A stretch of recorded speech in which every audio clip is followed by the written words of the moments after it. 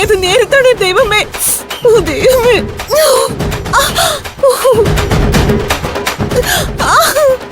നീറിയിട്ട് വയ്യ.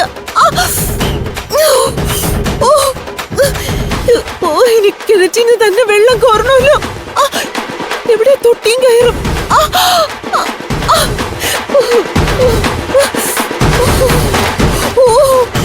എടി ശകുന്തളേ, ഓ അവളിവിടെ ഇല്ലല്ലോ. നാശം.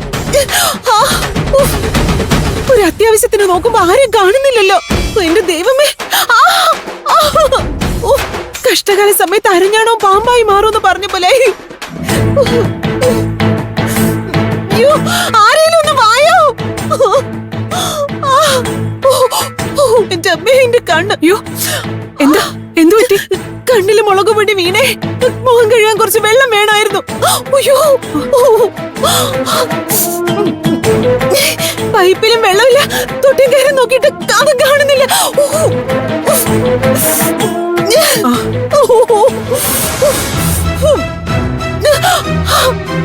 അയ്യോ അമ്മേ, എന്റെ കണ്ണ്. തൊട്ടിയും കയറും. ഞാൻ കോരിത്തരാം, ഇവിടെ ഉണ്ടല്ലോ.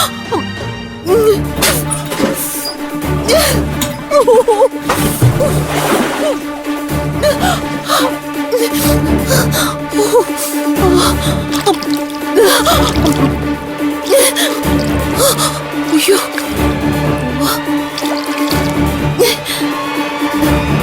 ഇപ്പോഴാശ്വാസം നേരെ വീണത്.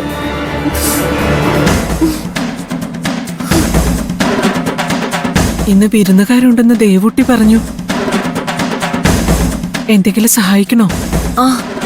എങ്കിൽ വലിയ ഉപകാരമായിരുന്നു. അയ്യോ, അല്ലെങ്കിൽ വേണ്ട. സന്ദീപിനെ അതൊന്നും ഇഷ്ടാവില്ല. അവനെ എന്റെ കൈകൊണ്ട് വല്ലതും വെച്ചുണ്ടാക്കുന്നതാ ഇഷ്ടം. എന്റെ വിധി എന്ന് പറഞ്ഞാ മതിയല്ലോ.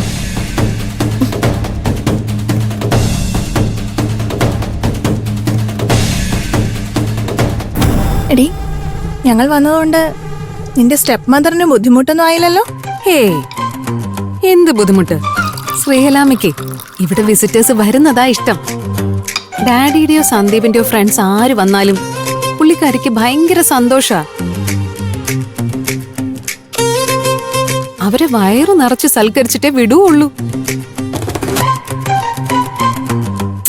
അപ്പൊ പിന്നെ എന്റെ ഫ്രണ്ട്സ് വന്നാ പറയണ്ട കാര്യമുണ്ടോ? ഓ, സ്റ്റെപ്പ് മദറായിട്ട് നിന്നോട് ഇത്രയും കൺസിഡറേഷൻ ഉള്ള ഒരാളാണല്ലോ. അതേതായാലും നിന്റെ ഭാഗ്യമാണ് മോളെ. എന്റെ കാര്യങ്ങൾക്ക് പ്രയോറിറ്റി കൊടുക്കണോന്നേ ഡാഡിക്ക് ഭയങ്കര നിർബന്ധമാ. അവരുടെ കല്യാണത്തിന് ശേഷമേ ശ്രീകലാമ ഇതുവരെ അങ്ങനെ ജീവിച്ചിട്ടുള്ളൂ. നമ്മൾ ഫുഡ് കഴിക്കാൻ വന്ന കാര്യം നിന്റെ ശ്രീകലാമ അറിഞ്ഞില്ലേ? പിന്നെ അറിയാതിരിക്കോ?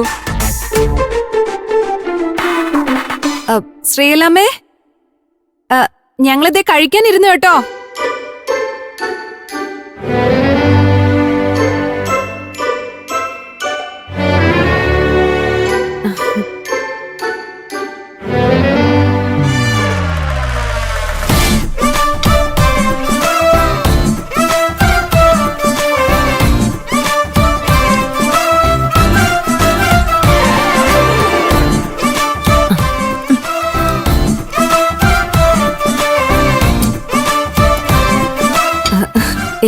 ചപ്പാത്തി സ്റ്റാർട്ടർ ആയിരിക്കും അല്ലെ ശ്രീലാമേ?